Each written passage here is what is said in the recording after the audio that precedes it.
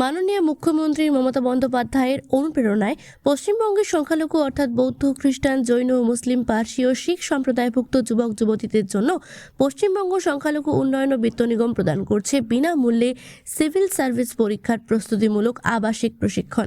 এই প্রশিক্ষণ নিতে ইচ্ছুক প্রার্থীর বয়স হতে হবে 1/1/2026 অনুযায়ী 22 থেকে 34 বছরের মধ্যে।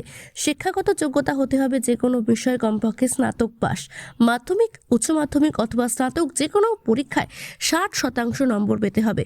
বিশেষ দ্রষ্টব্য, আবেদনকারীকে পশ্চিমবঙ্গের স্থায়ী বাসিন্দা হতে হবে।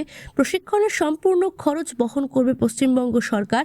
অনলাইনে আবেদন করুন www.wbmtfc.org এই পোর্টালের মাধ্যমে। আবেদনের শেষ তারিখ 15 ফেব্রুয়ারি 2026 পর্যন্ত। এটি 1 বছরের আবাসিক কোচিংয়ের স্থান মুর্শিদাবাদ।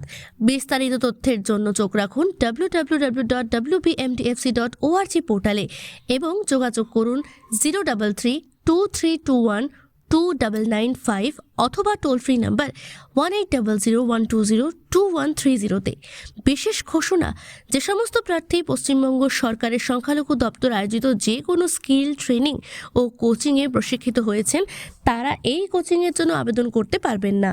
ধন্যবাদ।